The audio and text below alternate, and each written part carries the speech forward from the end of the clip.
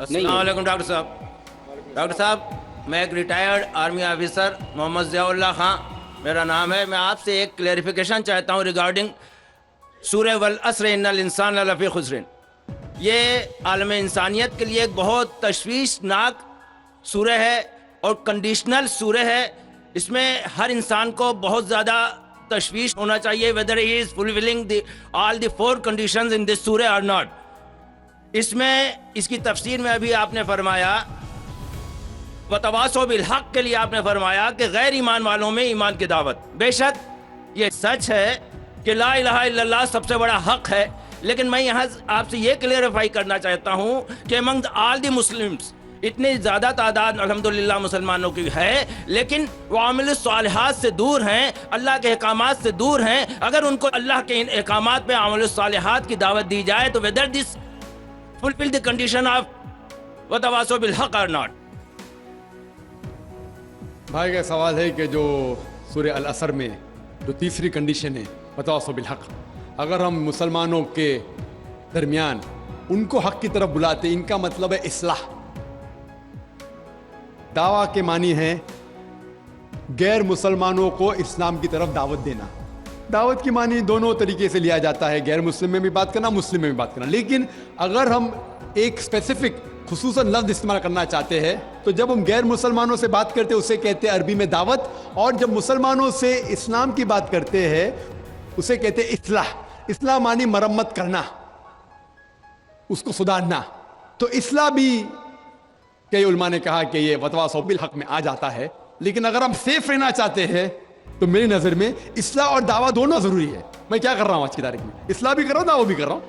غیر مسلم میں تو دعویٰ کر رہا ہوں, اکثر مسلمان ہیں اصلاح کر رہا ہوں. کل صبح انشاءاللہ ایک خصوصاً نشست ہے غیر مسلمانوں کے لیے, وہاں زیادہ دعویٰ کروں گا میں. تو دونوں کرنا امپورٹنٹ ہے, ضروری ہے. اصلاح بھی, مسلمانوں کو حق کی طرف بلانا جو بھٹک گئے ہیں, جو نام کے مسلمان ہیں, اور غیر مسلم میں بھی. لیکن اگر آپ سیف رہنا چاہتے ہیں تو میرے حساب سے دونوں کرنا ضروری ہے. تو ایک دم سیف ہے, اور جنت میں جانے کے لیے ہمیں جو بھی کر سکے کرنا ضروری ہے. کیونکہ اللہ تعالیٰ فرماتے ہیں سورہ ملک میں سورہ نمبر 67 آیت نمبر 2, الذی خلق الموت والحیات, اللہ سبحانہ و تعالیٰ نے زندگی اور موت دی تاکہ وہ جان سکے آپ لوگ میں سے کون اچھے اعمال کرتا ہے. تو یہ زندگی ہے, آخرت کے لیے امتحان ہے. تو اس امتحان میں ہمیں سفل ہونا بہت ضروری ہے. اسی لیے ہمیں کوشش کرنا چاہیے کہ جہاں تک ہو سکے اللہ اور اللہ کے رسول کے احکام کے اوپر عمل کریں. دوسرا سوال بھائیوں کی طرف سے دوسرے مائک سے. السلام علیکم, میرا نام شجاع الحسن ہے. میں کمپیوٹر لیکچر کی حیثیت سے ایک سرکاری کالج میں کام کرتا ہوں. جناب آپ سے ملا ہوا وقت بہت قیمتی ہے اور بہت ناکافی ہے, لیکن پھر بھی میں 2 سوال کروں گا. آپ سے گزارش ہے کہ جو آپ نے نیم بتایا اس کے علاوہ جا کے ان دونوں سوالوں کا جواب دیتے ہیں, مہربانی ہوگی. پہلا جو ہے دہشت گردی سے ریلیٹڈ ہے کہ یہ جو ٹیررزم کے لیے ابھی ایک مستورات سے کوشچن آیا تھا, اس کا جو آپ نے جواب دیا میں اس سے بہت زیادہ جو ہے سیٹسفائی نہیں ہوا. آپ نے بش اور امریکی طاقتوں کو بہت بڑا ٹیررزم بنا کے, اور جو مین سوال تھا اس کا جواب نہیں ملا. میرا سوال یہ ہے کہ کشمیر کی انوسنٹ کلنگ, یا افغانستان پہ جو آپ کے انفورس کر کے اسلام کو لوگوں نے کوشش کری طالبان نے, وہ, یا اسامہ بن لادن, ان تینوں کو اسلام اور قرآن کی روشنی میں جسٹیفائی کیا سکتا ہے یا نہیں؟ اور مہربانی کر کے دوسرا کوشچن بھی سن لیجئے. ایک سوال بھائی صاحب, ایک سوال جو رول دے اس کے اوپر کیے. بھائی صاحب نے کہا کہ اہم سوال کشمیر کے بارے میں نے جواب دیا ہی نہیں. بھائی صاحب وہ سوال میں کشمیر کا ذکر تھا ہی نہیں, آپ نے سوال ہی نہیں سنا. ویڈیو ریکارڈنگ ہے ادھر, اس سوال میں کشمیر کا ذکر تھا ہی نہیں. اس سوال میں یہ تھا کہ جو WTC کا وہ جہاد ہے کیا نہیں. میں نے کہا ہے, لیکن جہاد فی سبیل شیطان. آپ نے دوسرا سوال کیا کہ میرے نظر میں جو اسامہ بن لادن کر رہا ہے وہ قرآن اور حدیث کی روشنی میں صحیح ہے کیا نہیں. جو لوگ کشمیر میں جھگڑ رہے وہ صحیح ہے کیا نہیں. جو افغانستان میں کر رہے صحیح ہے کیا نہیں. 3 سوال, ایک سوال کے 3 حصے. میں پہلے کا جواب تو دے چکا ہوں, شاید آپ نے نہیں سنا, کہ اسامہ بن لادن قرآن اور حدیث کی روشنی میں صحیح کر رہا ہے کہ نہیں. میں تو اسامہ بن لادن سے ملا ہی نہیں. آپ ملے ہوئیں گے, میں نہیں ملا. اللہ تعالیٰ فرماتے سورہ حجرات میں سورہ نمبر 49 آیت نمبر 6 میں, جب بھی کوئی آپ کو انفارمیشن کوئی چیز معلوم پڑتی ہے, خصوصاً اگر فاسق کے ذریعے ہے, تو اس کی تحقیق کرو. مجھے پتا نہیں, جو یہ CNN کہہ رہی ہے کہ اسامہ بن لادن نے WTC کو گرایا, اسامہ بن لادن تو کہتا میں نہیں گرایا. تو نہ میں اسامہ بن لادن سے ملا تو میں یہ بھی نہیں کہتا اسامہ بن لادن قرآن حدیث پہ ہے یا نہیں ہے. اللہ عالم, اللہ عالم. اگر ہے تو جنت میں جائے گا, نہیں ہے تو نہیں جائے گا. مجھے ضروری نہیں کہ اسامہ بن لادن سے ملنا میرا فرض ہے, ٹھیک ہے نا. وہ آخرت کے دن میں فیصلہ ہو جائے گا. اللہ تعالیٰ آپ سے بھی نہیں پوچھے گا کیا وہ مجاہد تھا کہ دہشت گرد تھا, اللہ تعالیٰ فیصلہ کریں گے. سوال نمبر 2 کہ کشمیر میں جو لوگ جھگڑ رہے ہیں کیا وہ قرآن اور حدیث کی روشنی میں ہے کیا نہیں. میں کشمیر میں لاسٹ ایئر 2003 میں تقریباً 1 سال پہلے گیا تھا. آپ دیکھتے ہیں کہ کشمیری لوگ الگ الگ وجہ کے لیے جھگڑ رہے ہیں. اگر وہ وجہ قرآن اور حدیث سے صحیح ہے تو صحیح وجہ, اگر خلاف ہے تو خلاف ہے. یہ کہنا کہ سارے کشمیر قرآن حدیث کے اوپر ہے یا سارے کشمیر نہیں ہے, یہ بالکل غلط ہے. کچھ لوگ قرآن اور حدیث کی روشنی میں جدوجہد کر رہے ہوں گے تو صحیح جہاد کر رہے, کچھ لوگ اپنے ذاتی فائدے کے لیے ایک دوسرے کا قتل کر رہے ہیں, وہ بالکل غلط ہے. تو ہم دیکھتے ہیں کہ کئی بار کئی لوگ اپنے ذاتی فائدہ اپنا بنا لیتے ہیں. تو میں یہ نہیں جانتا ہوں خصوصاً کون کشمیری کیا کر رہا ہے. تو اسی لیے یہ کشمیر عام لوگ قرآن حدیث پہ عمل کر رہے کیا نہیں, آپ کو اس سے پوچھنا چاہیے جو پالیٹکس کے اندر ایک ماہر ہے. اللہ تعالیٰ فرماتے ہیں سورہ نحل میں سورہ نمبر 16 آیت نمبر 43, اور اللہ تعالیٰ فرماتے ہیں سورہ نمبر 21 آیت نمبر 7 میں فَاسْأَلُوا أَهْلَ الذِّكْرِ إِن كُنتُمْ لَا تَعْلَمُونَ. اس سے پوچھو جو اس فن کا ماہر ہے. میں پالیٹکس کے فن میں ماہر نہیں ہوں, میں دائی ہوں, تو کس طریقے سے جواب دینا غیر مسلم کو بولوں گا. لیکن پالیٹکس میں کشمیری لوگ کیا کر رہے ہیں, افغانی لوگ کیا کہہ رہے ہیں, وہ میں نہیں کہہ سکتا ہوں. میں اس فن کا ماہر نہیں ہوں. اگر کہوں گا تو قرآن کے خلاف جائے گا. آپ اس سے پوچھو جو ماہر ہے. میں اس فن کا ماہر نہیں ہوں, میں دعوتی میدان کا ماہر ہوں. آپ بھگوت گیتا کے بارے میں پوچھیے, رامائن کے بارے میں پوچھیے, ہندوازم کے بارے میں پوچھیے, عیسائیت کے بارے میں پوچھیے, یہ افغانستان کے بارے میں یا کشمیر کے بارے میں. میں اس فن کا ماہر نہیں ہوں, لیکن یہ جانتا ہوں میں کہ جہاں تک کہ افغانستان کا تعلق ہے, طالبان کا تعلق ہے, ہم دیکھتے ہیں CNN کے اندر کہ کئی بار BBC اور CNN میں دکھایا گیا کہ ایک طالبان ایک خاتون کو بے دردی سے مار رہا ہے. ارے طالبان خواتین کو مارتے ہیں ظالم لوگ. کیونکہ دائی ہونے کے حیثیت سے میں کئی ممالک کا دورہ کرتا ہوں. 2 سال پہلے میں ملیشیا میں گیا تھا. وہاں ایک شوہر اور بیوی سے ملاقات ہوئی جو ڈاکٹر تھے. بیوی گائنوکالوجسٹ تھی اور شوہر سرجن تھے. انہوں نے تقریباً 1 مہینہ افغانستان میں رہے اور انہوں نے کہا مجھ سے کہ یہ جو ٹی وی میں دکھا رہے تھے کہ طالبان لوگ خواتین کو مار رہے, یہ بالکل غلط ہے. میں نے پوچھا آپ کو کیسا پتا غلط ہے؟ تو اس نے مجھ سے کہا, وہ میاں بیوی نے کہا, کیونکہ طالبان کو جو پگڑی باندھتے ہیں ان کے باندھنے کا ایک خصوصی طریقہ ہے. مثال کے طور پہ جب ہم عربوں کو دیکھتے, ہمارے لیے جو عجم ہے, ہمارے لیے سب عرب ایک جیسے پگڑی باندھتے, پھیٹا باندھتے, اپنا گترا باندھتے. لیکن وہ عرب ہی جانتا ہے کہ سعودی گترا باندھنے کا طریقہ الگ ہے, وہ اماراتی UAE کا گترا باندھنے کا طریقہ الگ ہے, وہ کویٹی کا گترا باندھنے کا طریقہ الگ ہے. وہ پہچان سکتے. ہم نے اسی طریقے سے وہ طالبان کی پگڑی باندھنے کا طریقہ الگ ہے. وہ ڈاکٹر کہنے لگے مجھ سے کہ جس طریقے سے وہ BBC اور CNN میں دکھا رہے تھے طالبان خواتین کو مار رہے, وہ طالبان ہے ہی نہیں, وہ ایکٹر لوگ کو لے کے آئے تھے, لیکن بیوقوف تھے کہ ایکٹنگ میں برابر سے نہیں کیے, وہ کپڑے برابر نہیں تھے. میں نے تقریر سنی ایک رپورٹر جس کا نام ہے یوان ریڈلی. یوان ریڈلی ایک برٹش رپورٹر ہے. جب اٹیک ہوتا ہے امریکہ کا افغانستان پہ, بھائی صاحب کو دکھ ہو رہا تھا جب میں نے کہا کہ امریکہ ٹیررسٹ ہے, دکھ ہو رہا تھا ان کو. جارج بش اگر آپ کے رشتہ دار تو معافی چاہتا ہوں میں.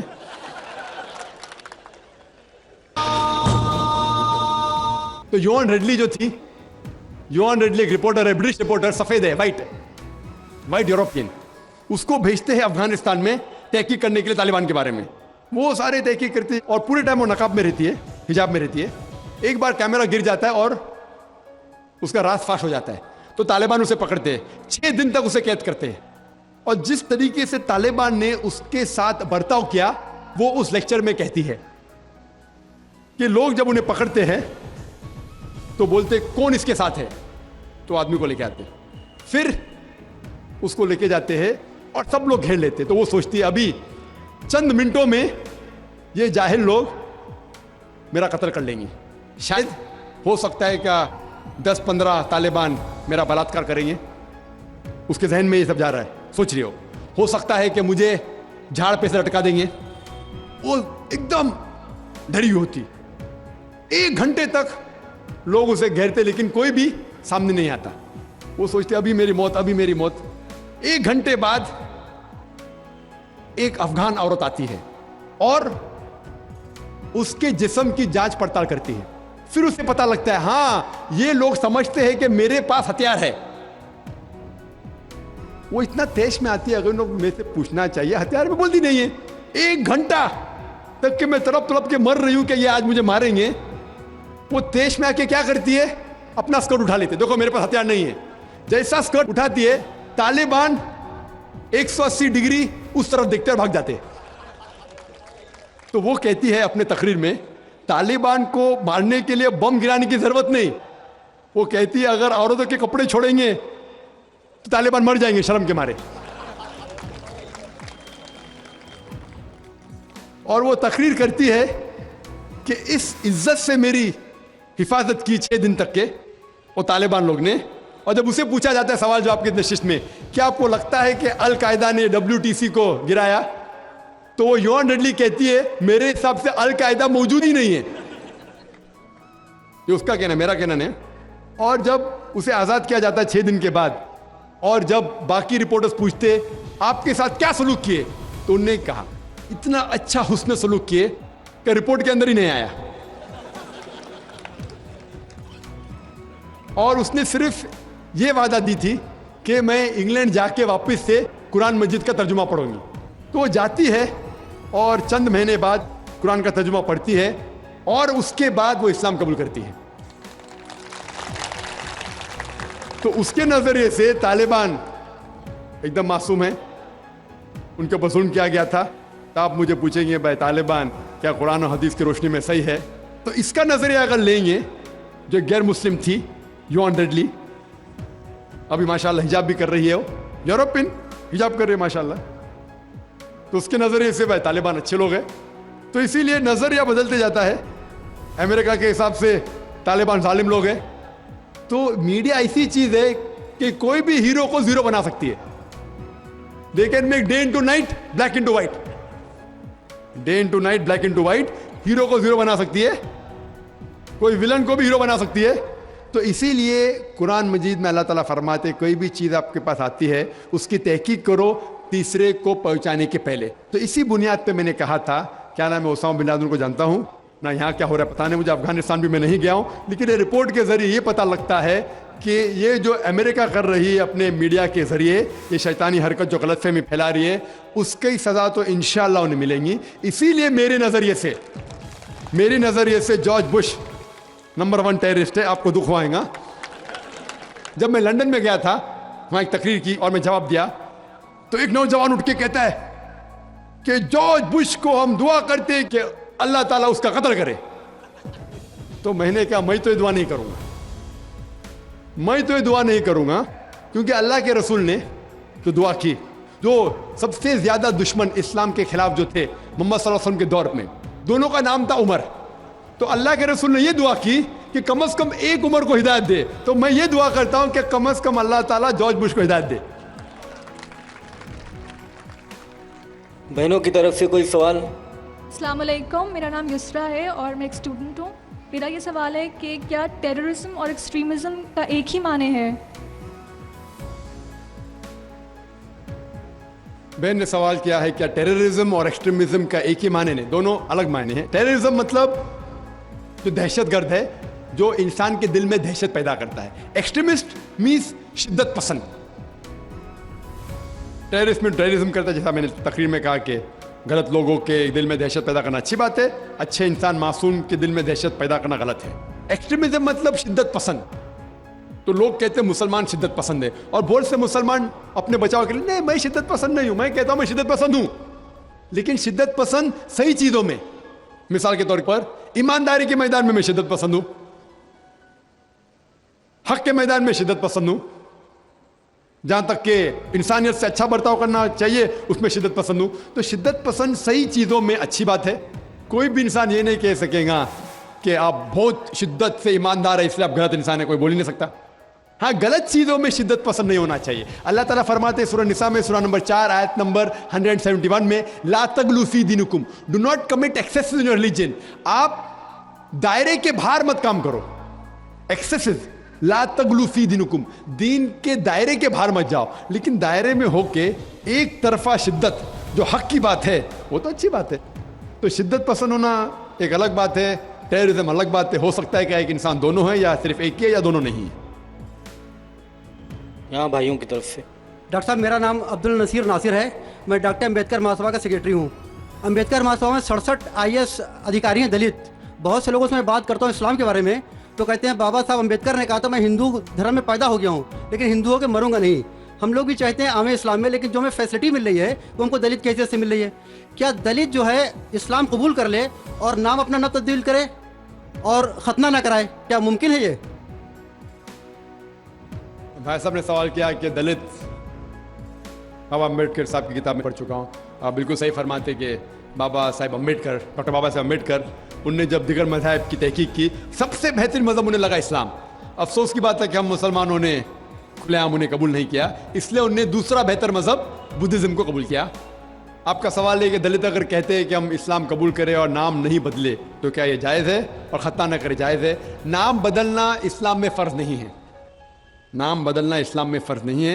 अगर आपका नाम शिरकाना नाम है तो बदलना फ़र्ज़ है, वरना नाम बदलना फ़र्ज़ नहीं है। आपका पुराना नाम प्रकाश हो या जॉन हो, नाम बदलना फ़र्ज़ नहीं है। कई आप देखेंगे साहबा ने नाम नहीं बदले, तो नाम बदलना फ़र्ज़ नहीं है। अगर कोई शख्स कहता है कि मैं इस्लाम कबूल करता हूँ, नाम नहीं बदलना चाहता हूँ, बिल्कुल जायज़ है। आपका दूसरा सवाल, क्या खतना करना फ़र्ज़ है? खतना करना फ़र्ज़ नहीं, सुन्नत मौक़िदा है, मुस्ताहब है, अच्छी बात है, लेकिन फ़र्ज़ नहीं। वो हमारे हिंदुस्तान में सर्टिफिकेट देने के लिए खतना करना फ़र्ज़ है हिंदुस्तान में। हाँ, बाहर जाएंगे तो खतना करना फ़र्ज़ नहीं, लेकिन खतना करना अच्छी बात है, बेहतरीन है, अल्हम्दुलिल्लाह, लेकिन फ़र्ज़ नहीं है। ये सुन्नत है, करना अच्छी बात है। तो अगर कोई शख्स कहता है कि मैं इस्लाम कबूल करूँगा, नाम नहीं बदलूँगा और ख़तना नहीं कहूँगा, तो मैं कहूँगा अहलन व सहलन, कम से कम शिर्क से तो बचेगा, कम से कम दोज़ख से तो बचेगा, जन्नत में जाएगा इंशाअल्लाह। दलित मजहब की फैसिलिटी ले सकता है वो? भाई साहब का तीसरा सवाल, दलित मजहब की फैसिलिटी। ये दलित मजहब की फैसिलिटी गवर्नमेंट देती है। ये गवर्नमेंट का रूल है, जो बैकवर्ड क्लास है उसको फैसिलिटी मिलती है। कई मुसलमान जो अपने आप को बैकवर्ड क्लास कहते हैं उनको भी फैसिलिटी मिलती है ना। कई मुसलमान नहीं जानता, अंसारी है कुछ, चंद सब ने चंद, तो ये फैसिलिटी मिलती है उनको। तो आज के मुसलमान जो अपने आप को बैकवर्ड कहते हैं उनको फैसिलिटी मिलती, तो कोई दलित अगर इस्लाम कबूल कर सकेगा तो गवर्नमेंट की फैसिलिटी भी मिलेंगी, इंशाअल्लाह अल्लाह की फैसिलिटी भी मिलेंगी। पहले माइक की तरफ से अगर कोई गैर मुस्लिम भाई है तो वो सवाल पूछें। डॉक्टर नायर साहब, अस्सलाम वालेकुम वरहमतुल्लाहि वबरकातुहू। जिहाद और दहशतगर्दी के बारे में इसी उन्वान से मेरा एक सवाल छोटा सा ये है कि क्या दहशतगर्दी का जिक्र कुरान हकीम में कहीं भी आया है, किसी सूरह, किसी आयत नंबर में? भाई साहब का सवाल है कि दहशतगर्दी का जिक्र कहीं कुरान मजीद में आया है, और मैं तकरीर में भी हवाला दिया उस आयत का कि जो लफ्ज़ इंग्लिश में कहते हैं टेररिस्ट, उर्दू में कहते हैं दहशतगर्द, और ये लफ्ज़ जो है ये कुरान मजीद में है, सूरह अनफाल में, सूरह नंबर 8 आयत नंबर 60 में अल्लाह ताला फरमाते हैं कि वो लोग जो हक़ के ख़िलाफ़ है उनके दिल में दहशत पैदा करो। तो इसीलिए मैंने कहा कि हर मुसलमान का फ़र्ज़